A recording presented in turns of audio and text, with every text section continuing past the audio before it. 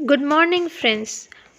आज का भी हमारा टॉपिक है क्लिनिकल फार्मेसी से रिलेटेड। हमने last topic goals of clinical pharmacy किया था, तो अब हम चलते हैं अपने नेक्स्ट टॉपिक की तरफ। वो है clinical pharmacy requirements for the patient care. अब पेशेंट केयर के लिए क्लिनिकल फार्मेसी की कौन कौन सी रिक्वायरमेंट्स होंगी, अब हम लोग इसे जनरल ओवरव्यू से सीखते हैं। अगर कोई पेशेंट आता है तो क्या होता है, हमें उस पेशेंट की डिजीज़ के बारे में पता होना चाहिए कि उसे कौन सी डिजीज़ है, उस डिजीज़ की पूरी नॉलेज होनी चाहिए कि इस डिजीज़ में कौन सी थेरेपी देते हैं, कौन सी डाइट देते हैं, कौन सी डाइट नहीं देते, ये सारी आपको नॉलेज होनी चाहिए। और उसके बाद क्या होता है, फिर अगर पेशेंट को आप टेस्ट परफॉर्म करवाते हो तो वो जो लेबॉर्ट्री टेस्ट है ना, उनकी भी आपको नॉलेज होनी चाहिए कि अगर ये चीज़ ज़्यादा आ रही है तो इससे कौन कौन से कॉन्सिक्वेंसेज या कौन कौन सी डिजीज़ हो सकती है। और दूसरा ये होता है कि अगर पेशेंट आ रहा है तो आप फिज़िकली उसे असेस करते हैं, देखते हैं कोई वीक तो नहीं है, वो टेम्परेचर चेक करते हैं, बीपी चेक करते हैं, ग्लूकोज लेवल चेक करते हैं। तो फिज़िकल असेसमेंट भी अच्छी होनी चाहिए। और उसके बाद हम लोग थेरेपी देते हैं, वो थेरेपी देते हैं, हमें ड्रग थेरेपी देनी चाहिए या नॉन ड्रग थेरेपी देनी चाहिए। कम्युनिकेशन स्किल बहुत अच्छे होने चाहिए। पेशेंट खुद से सारी बातें नहीं बताता, कुछ बातें वो बता देता है, कुछ बातें वो शायद भूल भी जाता है।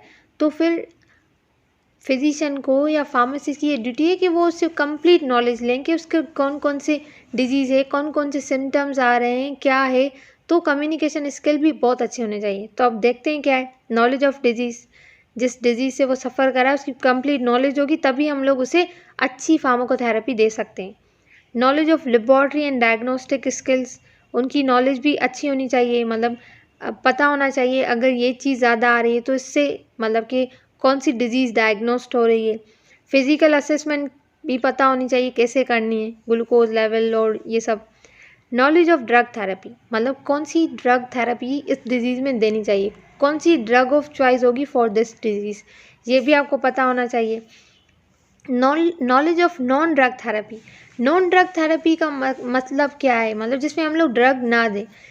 क्या होता है, कुछ डिजीज़ ऐसी होती हैं जो कि वाकई डिजीज़ नहीं होती पेशेंट को, उनके पास एक साइकी होती है। एक दिन आपको सर में दर्द हुआ, शाम को आपको फिर दूसरे दिन भी फील होता है शायद मुझे सर में दर्द हो रहा है, तीसरे दिन भी आपको यही होता है। तो क्या होता है, एक साइकी बन जाती है, वो आपको डिजीज़ नहीं होती लेकिन आपकी साइकी बन जाती है कि नहीं मुझे होगी।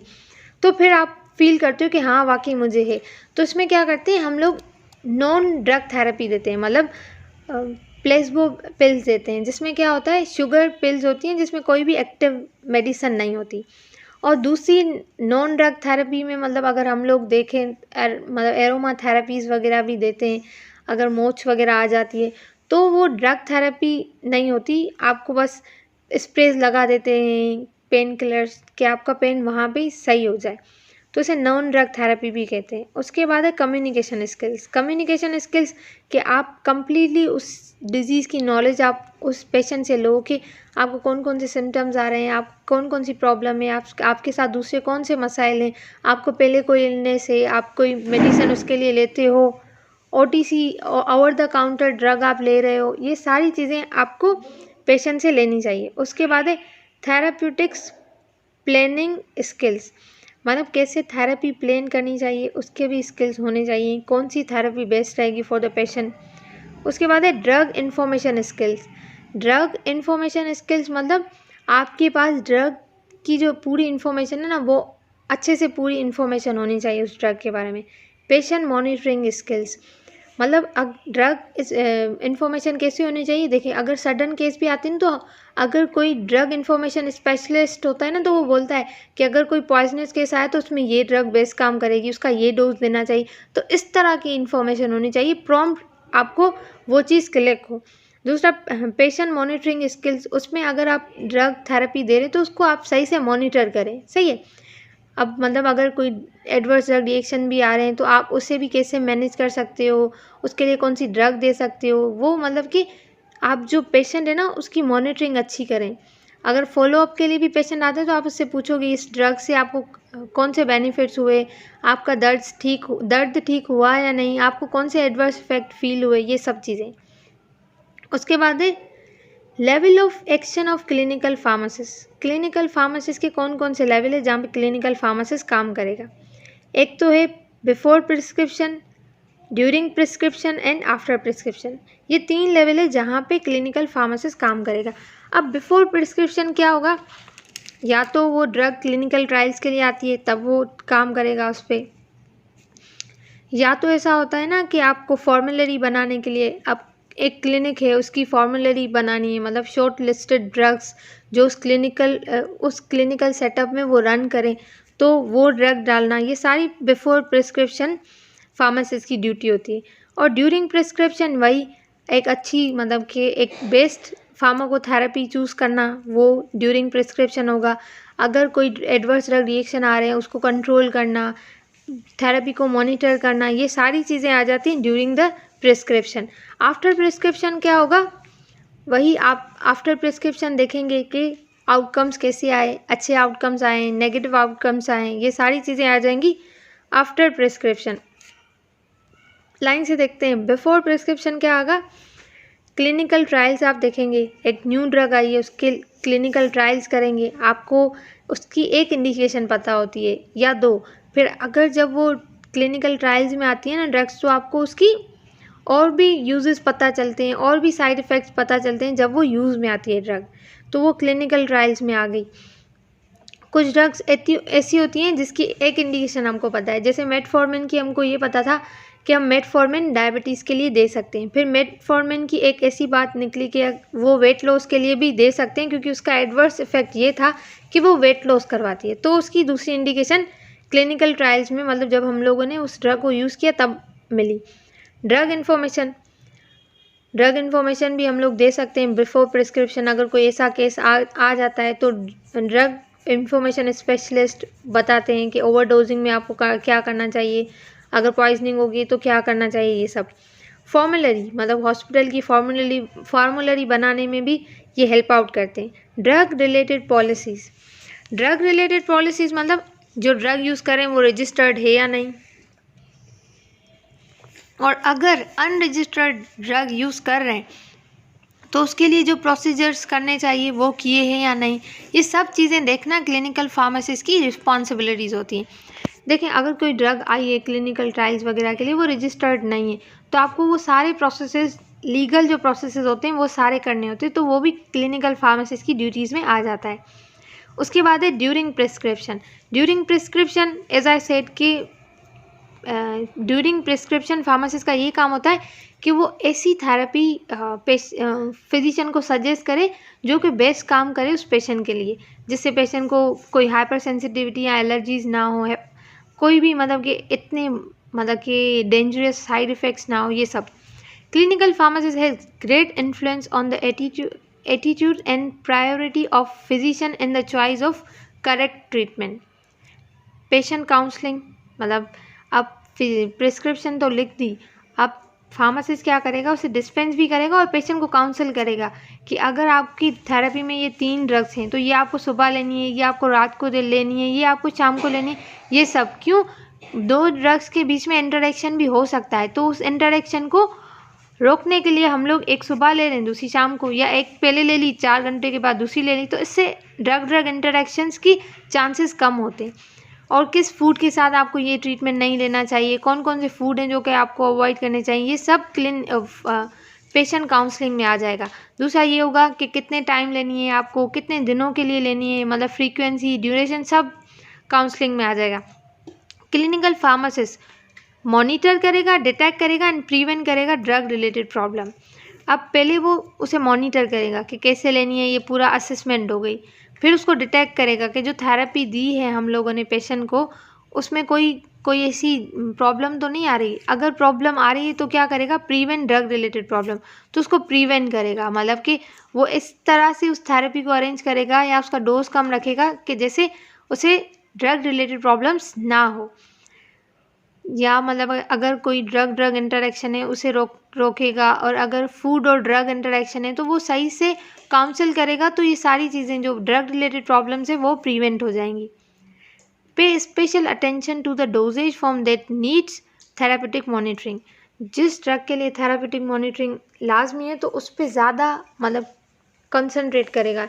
For example narrow therapeutic index जो ड्रग्स होती है ना, उसको मॉनिटर करना बहुत ही ज़रूरी होता है। अगर फेनाटोइन का एक डोज दे रहे हैं तो फिर उसकी जो ब्लड लेवल है उसको चेक करें, उसका यूरिन टेस्ट करवाएं कि ये इसकी कितनी बायो अवेलेबिलिटी थी और कितनी हाफ लाइफ है, किस तरह का पैटर्न वो फॉलो कर रही है फॉर द एलिमिनेशन। ये सब चीज़ें हमें देखनी लाजमी होती हैं।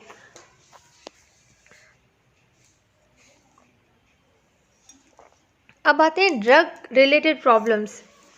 ड्रग रिलेटेड प्रॉब्लम्स कौन कौन सी हो सकती हैं? अब देखिए, आप अगर आपको किसी ने काउंसिल नहीं किया फार्मासिस्ट ने, तो आप ड्रग का ओवरडोज ले सकते हो। मतलब आपको पता नहीं कितना डोज लेना है, आपको टेबलेट्स मिली, आपने कहा कि मैं भी 2 खानी हो, मैं भी 3 खानी हो, तो आप लोगों ने ओवरडोज कर लिया, तो ओवरडोजिंग की हो सकती है। या तो आपको 2 मेडिसिन साथ खानी थी, आपने 1 खाई, तो वो सब थेरापेटिक जो डोज होता है ना वो भी हो सकता है। मतलब क्या है, सब थेरापेटिक मतलब आपके बॉडी में जो आप इफेक्ट पॉजिटिव चाह रहे हैं वो तो नहीं आएंगे, बट उसके जो साइड इफ़ेक्ट्स हैं ना वो आएंगे, क्योंकि सब थेरापेटिक लेवल है ना। थेरापेटिक लेवल होता तब वो अपना थेरापेटिक इफेक्ट दिखाते ना। थेरापेटिक इफेक्ट मतलब वो इफेक्ट जो हमें चाहिए। अगर आपको कहीं दर्द है, आप पेन किलर खा रहे हो, तो आपको क्या होगा कि ये पेन किलर मेरा दर्द हटा दे, लेकिन अगर वो पेन आपका नहीं जा रहा तो मतलब आपने उसका डोज सही नहीं लिया। उसके बाद है एडवर्स ड्रग रिएक्शन। अगर उस ड्रग से एडवर्स ड्रग रिएक्शन हमें पता होता है कि किस डोज से ज़्यादा आएंगे, किस डोज से कम आएंगे, तो उनको भी मतलब अगर ज़्यादा डोज ले रहे हैं तो एडवर्स ड्रग रिएक्शन भी ज़्यादा होंगे। उसके बाद ड्रग इंटरेक्शन, आपको काउंसिल नहीं किया, आप 2 ड्रग साथ ले रहे हैं जिनका इंटरेक्शन है। उसके बाद है मेडिकेशन यूज विदाउट इंडिकेशन। अब आपको इंडिकेशन नहीं पता, आपको वो डिजीज़ नहीं, बट आप उसकी मेडिकेशन यूज़ कर रहे हो, मतलब उसका भी तो कोई फ़ायदा नहीं है ना। इवन आपको उसके एडवर्स इफेक्ट आएंगे, आपको डिज़ायर इफेक्ट तो नहीं आएगा।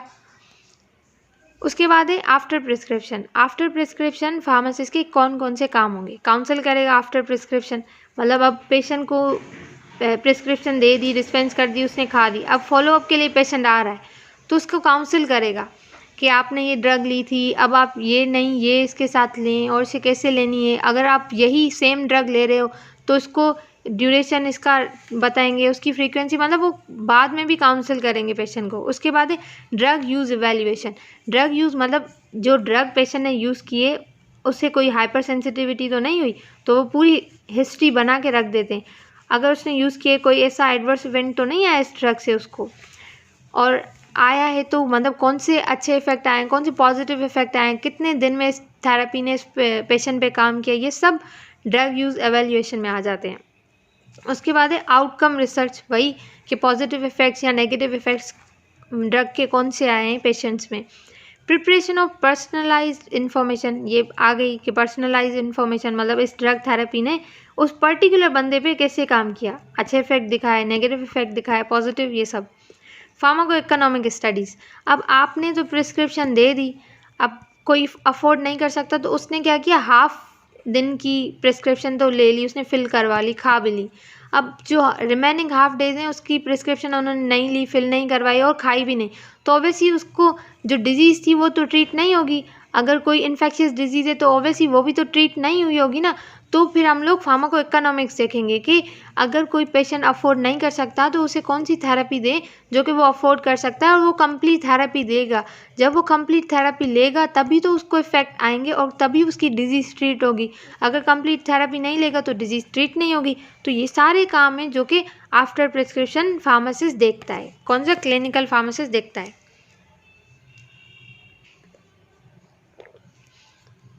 उसके बाद है activities of clinical pharmacist. Clinical pharmacist की एक्टिविटीज़ क्या है, हमने वो लेवल देखे, बिफोर प्रिस्क्रिप्शन, आफ्टर, ड्यूरिंग, ये सब। अब हम रियल एक्टिविटीज़ देखेंगे कि फार्मासिस्ट कौन कौन सी परफॉर्म करता है।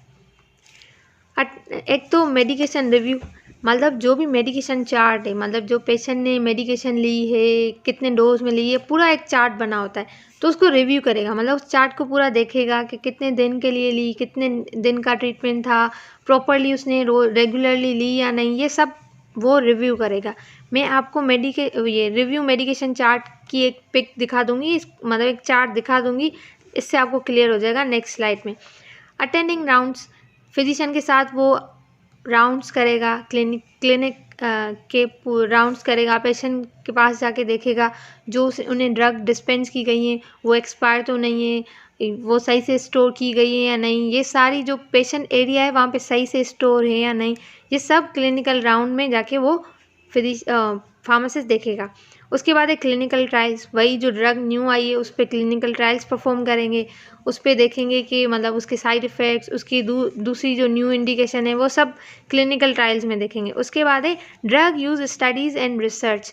ड्रग यूज़ स्टडी मतलब जो ड्रग यूज़ की है उसकी स्टडीज़, उसको एवेल्युएट करना, वो सब काम आ जाते हैं क्लिनिकल फार्मासिस्ट के।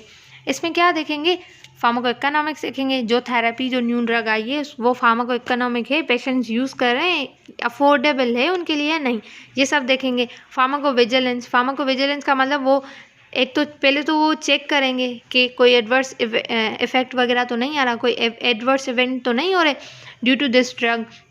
फिर क्या करेंगे, उसको प्रिवेंट करेंगे एडवर्स ड्रग रिएक्शन के। मतलब कि अब देखें यहाँ पे दो काम आ सकते हैं। एक ड्रग आई, एक इंडस्ट्री ने अपनी रिसर्च प्रोडक्ट आपको भेजी कि आप क्लिनिकल ट्रायल करें इस पर। आपने क्लिनिकल ट्रायल्स के लिए उसको लिया, आपने क्लिनिकल ट्रायल्स उस पर परफॉर्म भी किए, उसके ऐसे एडवर्स इफेक्ट आ रहे थे जो कि मतलब अच्छे नहीं थे, हम लोग उसकी वजह से वो ड्रग यूज़ नहीं करें, तो आप इंडस्ट्री को बोलोगे कि ये इसमें ये एडवर्स इफेक्ट आ रहे हैं, ये एडवर्स ड्रग रिएक्शन आ रहे हैं, आप इसमें थोड़ी मॉडिफिकेशन करो। फिर वो रिसर्च करेंगे उस पर, फिर वो कुछ एक्सिपिएंट्स चेंज करेंगे, कुछ डोजिंग में चेंज करेंगे, तो उससे वो ड्रग बेटर होके फिर आपको मिलेगी। तो वो आ जाता है फार्माकोविजिलेंस में कि पहले तो डिटेक्ट करेंगे, फिर प्रिवेंट करेंगे एडवर्स रिएक्शन को। उसके बाद वो आउटकम्स रिसर्च, मतलब जो आउटकम्स आए हैं पॉजिटिव नेगेटिव उसकी पूरी रिसर्च करेंगे। ड्रग इन्फॉर्मेशन मतलब वो पूरी ड्रग की इन्फॉर्मेशन रखेंगे, और अगर कोई केस आ जाता है तो उसमें क्या करेंगे, वो ड्रग की इन्फॉर्मेशन प्रोवाइड करेंगे। लाइक अगर कोई पॉइजनस केस या ओवरडोजिंग का केस आ गया तो उसके लिए। उसके बाद सिलेक्शन ऑफ ड्रग, मतलब वो ड्रग फॉर्मुलरी बनाना भी किसका काम होता है, क्लिनिकल फार्मासिस्ट का। क्लिनिकल सेटअप में जो शॉर्ट लिस्टेड ड्रग्स सेलेक्ट करते हैं वो कौन करते हैं, फार्मासिस्ट। उसके बाद है कंसल्टिंग का मतलब एडवाइस करना, पेशेंट को एडवाइस करनी है, फिजिशियन को एडवाइस करनी है कि मतलब जो थेरेपी आप दे रहे हो ना वो करेक्ट हो, मतलब एक अप्रोप्रिएट बेस्ट थेरेपी आप दो। और उसका काम होता है कंसल्टिंग में क्या आ जाएगा, वो फार्मास्यूटिकल केयर प्रोवाइड करेगा at the hospital and at community level. अब हॉस्पिटल और कम्युनिटी लेवल पे कैसे, तो मैंने वो जो पिछली वीडियोस में स्कोप का बताया था ना, तो उस पर ये क्लियर किया है कि कम्युनिटी लेवल पे फार्मासिस्ट या रिटेल स्टोर पे फार्मासिस्ट कैसे काम कर सकते हैं, क्लिनिकल फार्मासिस्ट। तो आप वो जाके देख सकते हैं अगर इसमें कन्फ्यूजन है तो। उसके बाद ये है लास्ट में मेडिकल चार्ट। अब इस मेडिकल चार्ट में क्या होगा, यहाँ पे हम लोग पेशेंट का नाम लिखेंगे और प्रोग्राम डेट्स वगैरह लोकेशन ये सब देखते हैं, सही है। उसके बाद यहाँ पे मेडिकेशन लिखेंगे, यहाँ पे डोज लिखेंगे किस डोज में देनी है, यहाँ पे रूट देखेंगे, इंट्रावीनस, इंट्रामस्कुलर, ओरल देनी है, रेक्टल देनी है क्या, ये सारी चीज़ें यहाँ पे देखेंगे। उसके बाद फ्रीक्वेंसी कितने दफ़ा देनी है दिन में। उसके बाद क्या होगा, अब संडे को ली, मंडे को, ट्यूसडे को, वेडनेसडे, थर्सडे, फ्राइडे, सैटरडे। अब यहाँ पे हम लोग टाइम भी लिखेंगे किस टाइम पे ली, और दिन भी लिखेंगे तो किस दिन में ली। तो इससे पता चल जाएगा कि पेशेंट ने रेगुलरली ये ट्रीटमेंट लिया है या नहीं लिया।